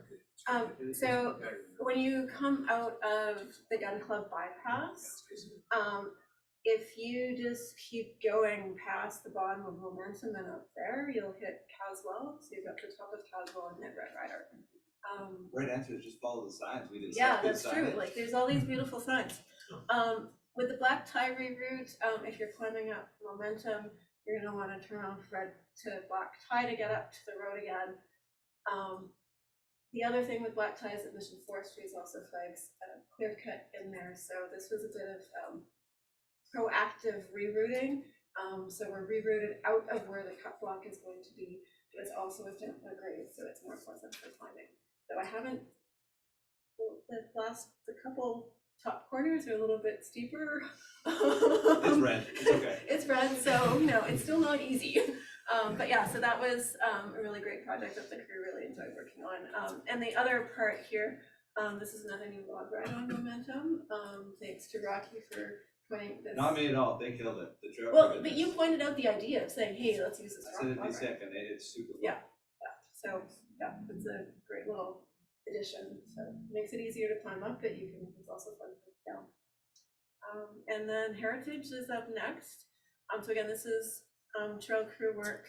And if you click, these are the first 2 of these before photos, and so if you click, then you should see some after ones here. So Heritage really gets overgrown in the summertime. So between crew, but also there's some volunteers out brushing. So it's a big effort to keep Heritage fresh during the summertime, and we weren't really on top of it as much as we should have been. but it did stay much more open than it has in the past. So big thanks to the volunteers that also helped out with that. We did a lot of work on bridges and working on getting rid of some of the biggest mud puddles. And then also in Salamander, there's sort of that one steep loose grade that was getting really hard to get out. So the crew built this beautiful rock retaining wall and gentled that out a bit, so it's running quite nicely. And then are the signs up now, Rocky? Or Quarter of them? Quarter of them? Awesome. So we've got these awesome signs on the Crescent Post with good information there. And if you're wanting to look to help out, get in touch with Rocky and he'll send you out with a packet of signs to go put out on Heritage. So yeah, we can use some help with that. Yeah, so really great there. And then I guess we're off to Abbotsford. Oh, sponsors. So yeah, our platinum sponsor for Mission is Polygon, and then we also had some trail sponsors as well with Norco and Minting. So big thank you to the sponsors. Before you leave Mission, is there a timeline for the hydro project and for the logging on Area 51?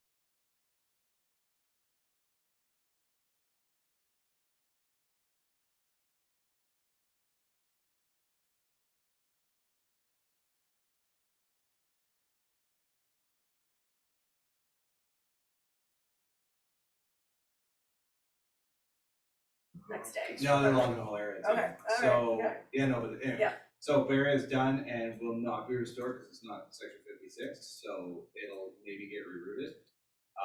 We'll see. And then. It's not even section 57, like there's no protection on it at all, like it wasn't authorized. And then there's a lot of cut blocks on red this year that they've laid out, so Valley View will be affected, Mastodon will be affected, and Black Tile will be affected.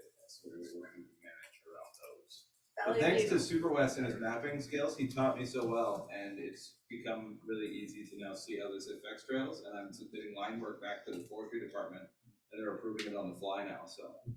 And Valley View has some steep erosion issues anyway, so with the cut block, we'll hopefully be able to try and Find a better route. that bit as well. Right? Yeah. Well, it'll be good to say goodbye to that climb. Yeah. Right. Okay, off to Abbotsford.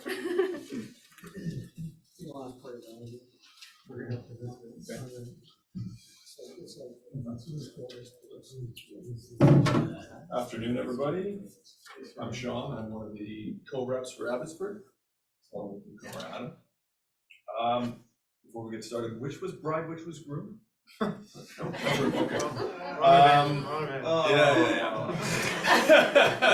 Come on, Dad. So, guilty. Sumas, we'll start with Sumas. Sumas got lots of work last year. Trail crew led by Penny ably spent 700 hours working on general maintenance all over Sumas. A lot of great stuff happened out there, including replacement of 17 bridges, 17 and 57 within that Sumas. So if you've been up there, you've definitely seen and smelled some of that fresh cedar. It all looks really great. Volunteers added another 200 hours to the total at our trail days, draining puddles, clearing downfall, picking up berms. Thanks as always to everyone who came out and swung a hoe or dragged a saw out there for the rest of us this year. Special thanks to Bob Jones for, there was a previous slide, there was a van and there was a whole mob of people in front of it. That was a 30 volunteer trail crew that came out that day. So if you want to share your secret with the rest of us, we would love that. So that brings us to right around 900 hours on Sumas of work that got done in 22. In other Sumas news, my favorite NASCAR race driver, I don't see him here today, Bobby Wallace, agreed to become our Abbotsford trail rep. And he's been putting time in for years, obviously, including being one of the main builders on Lower Rock Diva. But we made it official, so welcome to the team, Bobby. Bobby, maybe you're out there. Climbing trail took some of its first steps to existence this year. Potential route has been scouted and scouted and scouted and flagged. The real work starts now, paperwork, permissions, things like that. It's a slow process. Penny warned me not to bring it up last year, and I went ahead and did it anyway. So the lesson is always listen to Penny, because these processes are slow. We've also got a new supporter in Tourism Abbotsford. Thanks largely to Yoshi Albertan's efforts, we're now receiving financial support from them. Off to a great start, they've committed $7,500 towards signage on Sumas, as well as 2 information kiosks, top and bottom, to replace the ones that are there. Aim of that plan, not that sexy, but it's necessary for us to fulfill signage requirements set out by rec sites and trails, everybody with me, rec sites and trails. BC, critical to our ongoing agreements with them, and also to improve the user experience on the hill. Not everyone who comes out to Sumas to enjoy those trails shows up with a map or a map app, so that should be a good improvement. On to Ledgeview. Good news is Ledgeview, the trails are still there. We're still riding, hiking, and running them. Most of you know sort of what went on last summer. There was a plan in place with the city for development. It got deferred. There was a lot of attention and concern over their plan the community brought to them. And as a result of that, they've rescinded all previous readings and sort of punted to the next council. So what that means is it's back to square one for a while. So we got a little bit of a reprieve from the governor. We're back to where we've been all along. As I said, we're still up there. Those trails are on private property. We've been pretty lucky to have them at our disposal for all those years. It's a bit of a Freudian slip.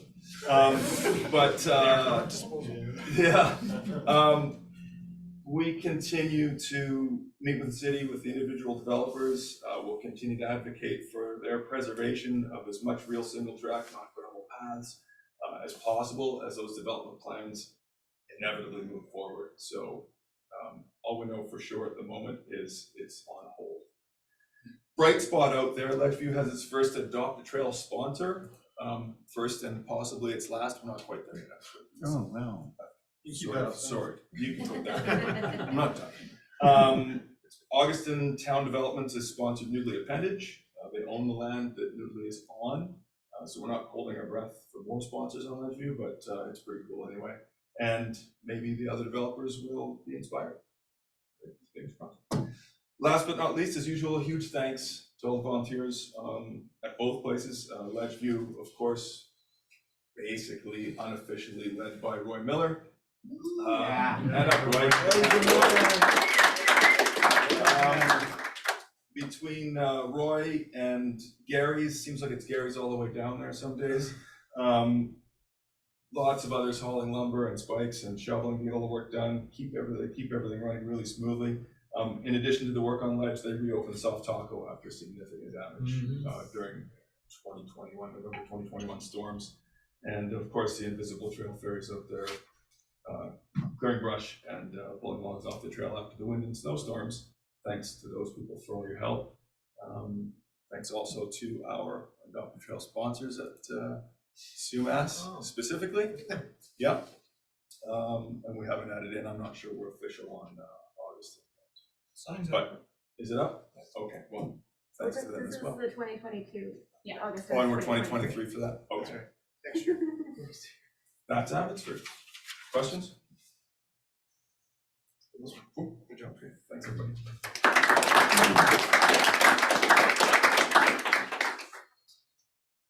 Okay, so I'm Hamish. I'm one of the co-directors at Chilliwack. Update from Better Mountain here. So we had, as you all know, a very long and dry summer last year. Went into November, I think, or late October before rain came. Trails got pretty smashed up as they always do, excessively so last year. So as soon as November hit, there was a lot of good trail days going on and a good volunteer turnout. It's great. A lot of work went in. Even in the spring of last year, a lot of trail days went in as well. So I couldn't name all the work that went in, like a trail crew and all the volunteers out there, and pictures down there of fresh burn work on Mongo. But almost every trail got a good tune-up, and also as every other region too. Like as soon as a windstorm comes in, trees go down, it takes about a day maybe to get trails cleared. Put off the trails. So thanks again to everyone who's out there bringing the pulse there and cleaning them off. The Better Mountain parking lot is now open, as you probably all know. So A few more touch-ups to go in there. There's a kiosk sign in development, but there's some new concrete benches. There's a fancy new trail tool stand, courtesy of Lift to Play Sports. So big thank you to them. Very snazzy thing. There's a sea can to store all of our tools and end of day trail beers. There's a washroom or a outhouse, and then also we just late last year we rerouted end of Femur and Allen's Trail to come out into the parking lot. So it comes out of there, so instead of spitting you out into a busy FSR corner, which is never great, that ideal. That's good, and also there's a bit more, another little optional berm line is almost coming in there to that trail. So looking forward into the future here, we've got a lot of plans in the works, a lot of hardworking people on the background, looking at options to expand, and also a huge, as I said, volunteer basis on the tools. Courtesy of Wes's expertise with the GIS mapping, we've got a trail going in on behalf, we're doing some building on behalf of the Chilliwack Outdoor Club. There's some logging happening this year up on top of Better Mountain. So Stairway to Heaven is getting pretty much wiped out. It's going to get rerouted, but the motor trail there is going to get severely logged. And the part of that is they don't want hikers and riders on the FSR going up. They want us to build a trail, section 56 coming in pretty quick, I think, to get that, but a new climb trail linking top of Carried over up to top of the hiking trail / Reefer Black Hawk Down Tri-Power. I sent the information off to Wes. He sent me back a file like, hey, I think this line works.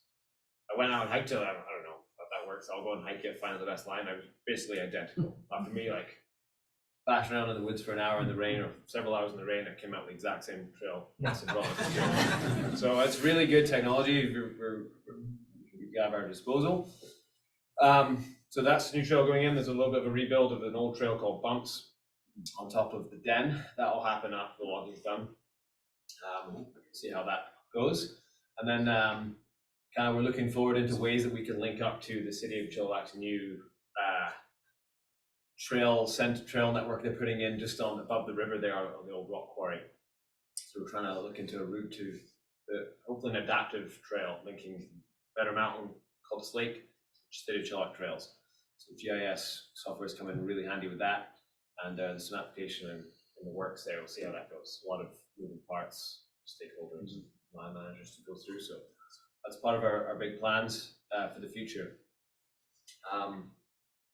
Yeah, I think just again, thank you to all the volunteers out there on the tools. Like, so lucky to have such a large volunteer turnout. So the trail days, and then just guys out there on their own back fixing things.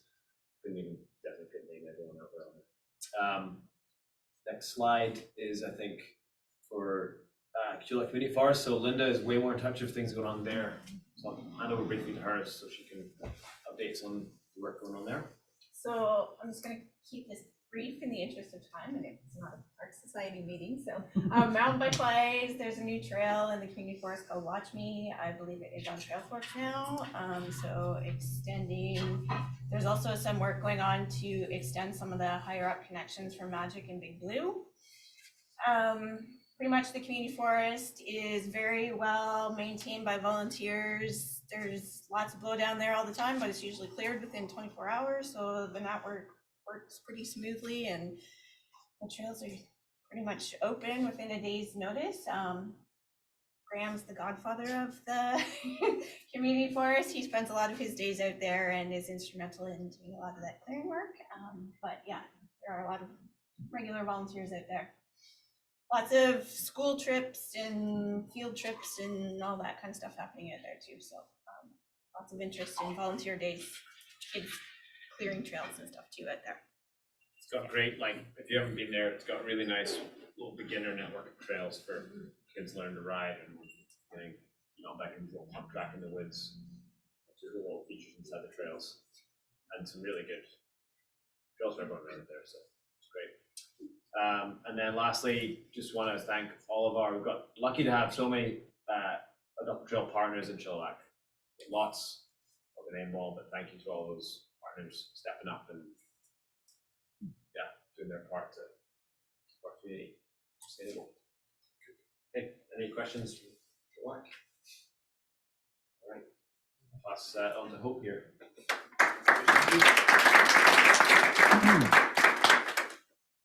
So I'll briefly talk about Hope. So while I do live in Chilliwack, I'm kind of plugging away with advocacy work in Hope as well. So we got the two regions, the core and Mount Hope. This first one here, the core, this is the more family-friendly area, somewhere you go for a quick rip after work if you lived in the area.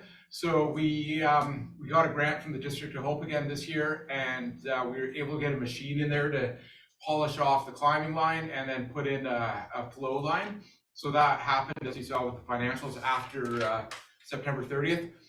So that happened in the spring when it's still pretty dry. So we do need to go in there and pack down the machine work, tune it up a bit, a couple little connector lines, but I'll be pretty good to go. And then next slide, the long slog on the Mount Hope or Hope Mountain Network, whichever you want to call it, continues. We recently applied for a pretty sizable grant to hire somebody to do a detailed trail building plan out there. So the whole network's laid out. Now we just need a detailed trail building plan to, a bridge goes here, berm here. So we're hoping that we'll get that grant. And as part of that grant is, there's a part of it that's capacity building too. So we can bring in the community, do like a lot of courses, just get like the community like super stoked on it, train a bunch of people on trail building so we can really build that community volunteer capacity. So we'll find out in the spring if we're successful with that grant, but hopefully we are. And then the whole, I don't want to say a bad word, but the whole mess of getting government approval to actually build this, but due to our partners out there, they are allowed to apply for trail building as part of their logging operations. So we got a few little back doors we can work with if the province continues to be slow with the approval process there. So that is the fun stuff going on in Hope. Any questions out there? So that exists already, or doesn't? No, the lines exist. Trails may or may not exist out there. Like there's nothing approved. This is what we're hoping to build. So we're going through the government issues trying to get approval to build it. And like I say, we're hoping to get another contractor out there to build the actual, build plan, so to speak. But these lines are flagged. They're like GPSed, all that stuff. Is that a polygon, or are you gonna have to go trail by trail approval? Don't get me started. So, yeah. Yeah, maybe. In the interest of time, we won't. But I'll be more than happy to talk with you offline about that one. And then moving next to this part. I think this is Penny, and then I think this is brief because we need to get to the voting part. Keep going. I thought this was you, but all right. Oh, okay, yeah, no, sure, yeah, I'll take it in the interest of time. So future plans and goals for the association. Obviously, we want to get to the full-time trail crew. So we're looking capacity building for that. Continue with our building community relationships. So whether, that's with province, First Nations, whichever. We want to build a couple skills areas, hopefully one out Bear Mountain. We're looking at one below Parmenter Road between Colts Lake as well. We've got some plans in the work for potential youth skills clinics. And then as always, we are advocating for new trails. And we're gonna throw out a survey pretty quick here to get more info on what you guys would like to see. Next slide, please, Wes. So this is the part where we get to the board of directors elections. So a couple things here. So before we get to this, I just want to acknowledge Dave. Thank you for being the MC here. Totally appreciate it. And also acknowledge Ann. I forgot to acknowledge you in the staff part. My bad there. I should have done that. So with the board of directors elections, we have 11 board members. There's going to be 4 board members are re-upping to extend their 2-year term. We have 4 members who are halfway through their four-year term, and then there's three new seats, so to speak. So for you astute viewers of the slides, you may have noted or noticed that we had Clint listed as a 2022 board member, and Clint is not here, but Adam is. So Clint had to step aside mid-year, and as per the bylaws, we were allowed to appoint a board member in the middle there, and Adam was more than happy to step up. So he also has to reapply to extend like his, middle term, whichever you want to call it. So we are going to ask any people here who are up for election to kind of do a quick 30-second elevator pitch. And I'm going to be Yoshi's proxy here quickly because, like say, I can show you the picture why he is not here. Yoshi's been on the board for the past 2 years and is currently up for re-election. Professionally, Yoshi owns Innovative Fitness, and he has developed partnerships with school districts and high performance academies. He teaches at UFB, works as a mental health performance coach. Man, he's making me sound dumb. With the Canadian Sports Psychology Association. He also founded the Abbey Trail Development Society and has been instrumental in the Ledgeview advocacy work. And he's also been instrumental in building partnerships with organizations like Abbey Tourism. So that is Yoshi's 30-second speech. And if we can, do we have the list of everyone who's? Yeah, that one, that's the one. So as we go through this, these 30-second little speeches, I invite everybody to scan that QR code. It's going to come up with a little link you can click, and then eventually you'll go into a Google Forms, which is where you're going to make your cast your vote. And I believe it's the same for people online. So I guess the best way for this would be to go through it as it's listed there. So I'm going to invite Mark up for a quick 30-second spiel, and then follow that with Adam, and so on and so on. Sure. Pretty good. Yeah, I mean, you already heard me for a whole bunch of minutes, so I don't see much more. Yeah, so love to come back, be a part of this, and be part of the group. Do more of the finances, work with some others with finances, and keep going with this great group.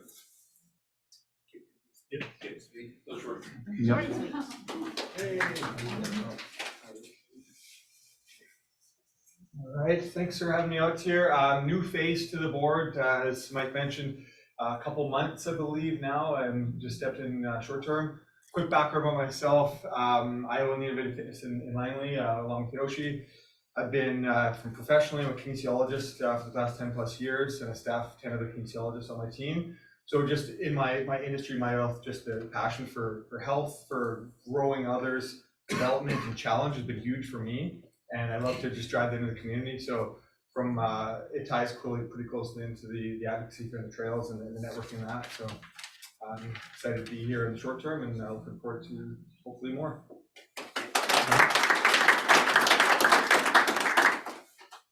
Wes.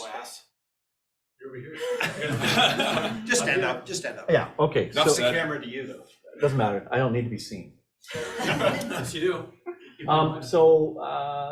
I've been on the board. I guess this would be my third term. I've been on two cycles. I've been re-elected twice. I guess this would be my second re-election. So what I'm interested in is supporting our trail crew and our builders in finding places where don't even waste your time building your trails there, kids. It's too steep. And so trying to find places where we can easily build new trails or maybe reopen old ones. So the province of BC put this LiDAR data out in 2017. And so I've been figuring out a way to try and use that stuff because it saves you tons of time. Like get out there, find a little green line on the map, send it over to your phone, and away you go. So I'm just doing more of that basically is kind of what I'm up for in the next little bit.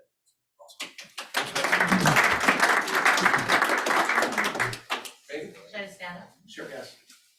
Hi everyone, I'm Megan Jackson. A lot of you probably know me from working on the Better Mountain Classic, and I've also been leading Mud Bunnies rides, and I work in local government in Chilliwack, so I've been doing that for a long time, maybe too long, 12 years. And yeah, a lot of experience working on events, dealing with government organizations, user groups, And so I'd like to bring that to the FVMBA to London as a board member, so. She actually is the government. When it comes down to it. Roseanne. I guess Roseanne. So Roseanne sent me a message. Roseanne was here, but she had to leave because we didn't know we were running a little bit past 5. So she asked me to be her proxy and read something out quickly. So Roseanne is an accountant in Chilliwack. She runs her own practice, and she is an avid trail runner that would like to bring more trail runners to join memberships as FVMBA members. She would like to focus on increasing the membership across the networks so that we can do more all together. And everybody appreciates the work into our trails and camaraderie that we have with the riders out there, and ensuring that safety is a key factor in keeping everyone safe together on the trails.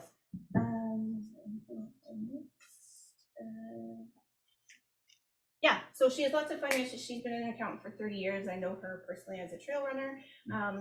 She has lots of financial experience, which would be very helpful because Mark at some point is going to want to pass some of that over. And so an accountant is a very valuable asset on board.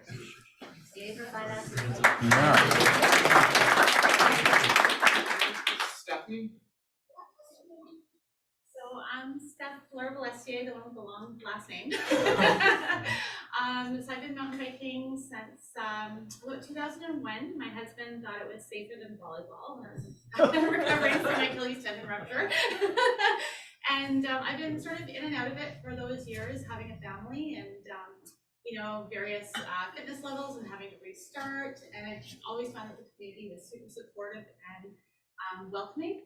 And I've coached mountain biking. I've done tons of volunteering, even I think with your wife doing the mission work that she did. And so I don't know, I just really love promoting, helping, bringing groups together.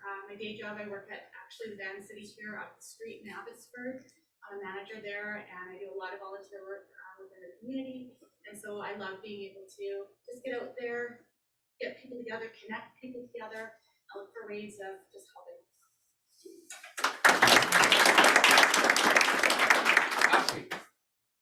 I'm actually probably the one that came the furthest in this room today.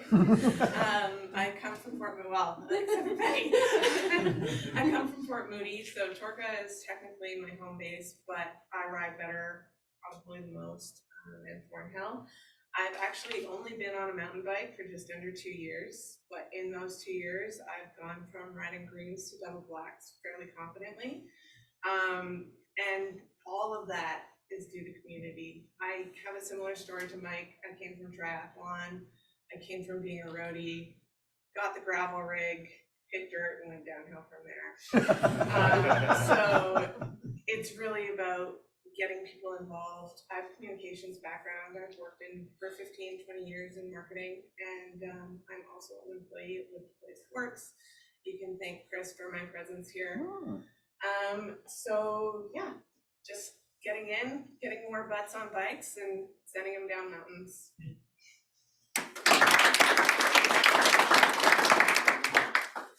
So has everyone been able to click the link and pull up the form? Because if not, we do have paper. What's it look like? Google Forms. Yeah, mine works. No, I was. Okay. Do that again. And then it came out. Give us a second, Mike. Okay. So while we fumble through that, does anyone have any like further questions or anything? Yeah, you got it. Perfect. You like that? You don't want to go on, use this moment to go on about hope? So we can. No. Can we go ahead and vote then? Yeah, you can go ahead and vote, please.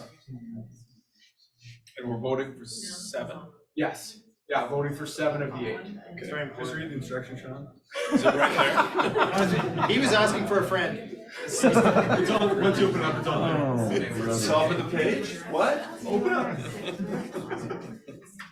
Your shirt's in the mail. My screen's not so big. Hold on, no, you know what I need to do? I got it. And then you it doesn't update it once. Did it not work for anybody? There goes your vote. Everybody got it? It's brilliant.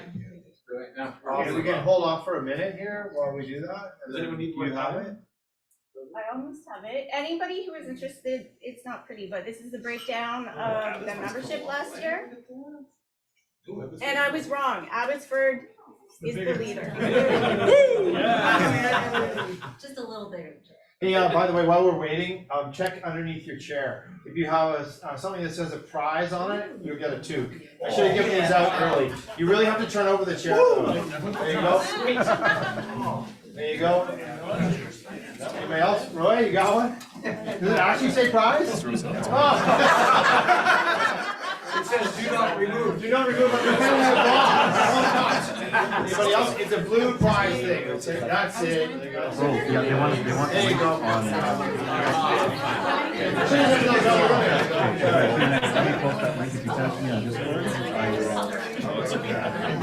Okay, I actually have, while we kill some more time, I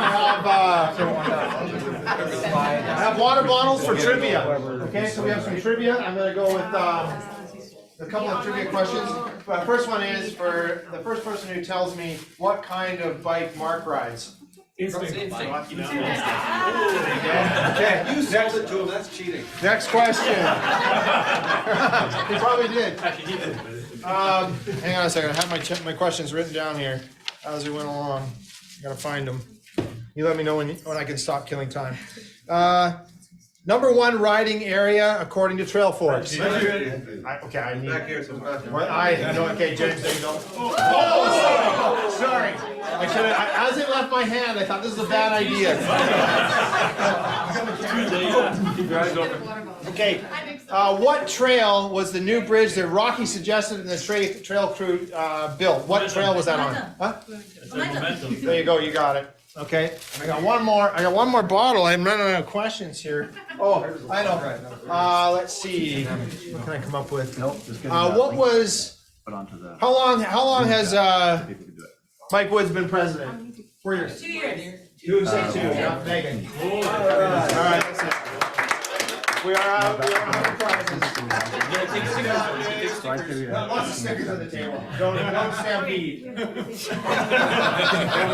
How are we doing? Almost there? Getting close, yeah. Okay. This is supposed to be faster. We're just making sure everyone online is voting. Gotcha. Any questions online? Did we check that? Dave? Mitch is Wes has been all over Wes is that. not reading online. It says no open questions. Maybe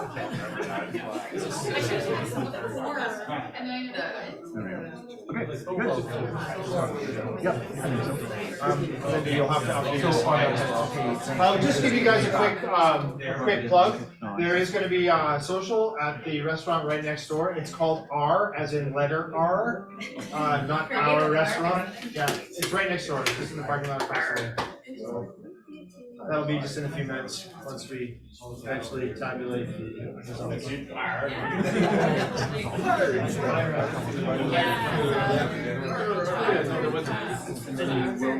will need to fix this slide.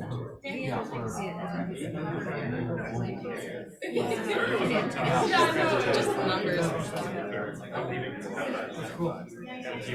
So the numbers keep coming in online, so we just want to make sure it's fair.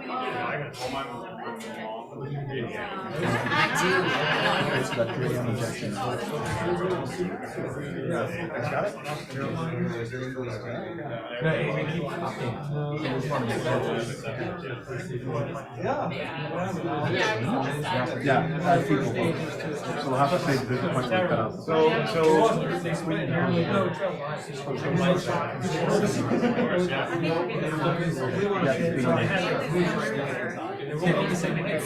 Okay, voting is closed if anybody is still voting in this room, and voting is closed online, right? Wes, you can shut it down. It's not me, Linda, you'll have to shut it down. Okay. An insurrection.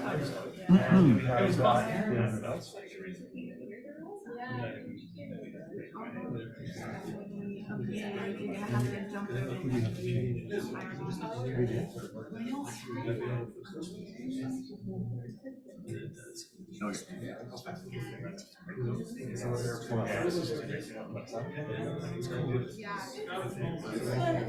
Okay, so now I just gotta, okay, right. Yep, I gotta update that. Okay, so next one? Okay, so here are the results. So the 2023 board members are Megan, Roseanne, Ashley, Hamish, Sean, Lee, Jason, Yoshi, Mark, Adam, and Wes. All right. So congratulations to you all, and thanks to everyone who stepped up and volunteered. We appreciate it all. That's it? That's pretty much it. Awesome. So, hold on, not so fast. So as we know, I actually have to call for an adjournment, but I'm gonna do that in a minute. As we know, this is Mike's last meeting. So we say goodbye to somebody who's been on the board for 4 years, 2 years as president. Mike, thank you for everything you've done. I think I have to say that Mike was a bit of a reluctant leader at first, but sometimes I have learned that reluctant leaders actually make the best leaders. I think this is definitely true in Mike's case. He's done a lot for the trails in the region. He's written and obtained grants. He's met with the city and FVRD officials. He's flagged trails, pushed for new region in hope, and raised money for projects. You know, Mike is kind of an unusual one in this way, well, in many ways, but he's unusual in this way in that I think he actually is really good behind the scenes, but also he likes to get out there and get his hands dirty and work on the trails. So, you know, he's watched the budget with Mark. He's run trail days. He's drank beer with politicians and sat on hiring committees. Plus he drank beer. Plus he rode his bike. And he drank a lot more beer. He's administered the business of the board with Linda and Penny and countless other details that go into advocating, building, and maintaining trails in the FVMBA region. And so, Mike, for these reasons, today you're about to receive a very coveted award. A piece of art that many would say is deserving of a place of prominence in your home. Others would say it's fitting mainly for your garage beside your old bike tires on the floor. Thank you for all you've done over your term. And so I have the honor of presenting you with the Golden Shovel. Wow. It's for your ability to build trails and community, but also to sling the fertilizer with the best of them. Thank you, Mike. And actually, we have a real gift for you too, and there will be a plaque coming. This is awesome, Dave. I truly do appreciate this more than you know. And, this is what you get from, I think, was this Carrie? Carrie Frame said that you should have one of these as well. That's a pretty big tool. That one actually is more your speed. Yeah. Work your way up. There you go, right. Thanks. Well done. No, thanks, Dave. I totally appreciate that. I didn't expect anything, but I do appreciate it, like, more than you know. So, and like I said, although I'm not on the board anymore, I'm still gonna stay totally involved, and if anyone needs anything, I'm easily accessible. So paint's still wet. So. Yeah. Not saying I built it in my garage or anything. No, that's awesome. I have to call for a motion to adjourn the meeting finally. Thank you all for your patience. It's been a bit longer meeting than usual. Rocky with the motion, and if somebody will second the motion, please. Adam. Great. Thanks all everybody. Thank you for being here, and appreciate it. And drinks and hors d'oeuvres, etc. next door are. See you next year.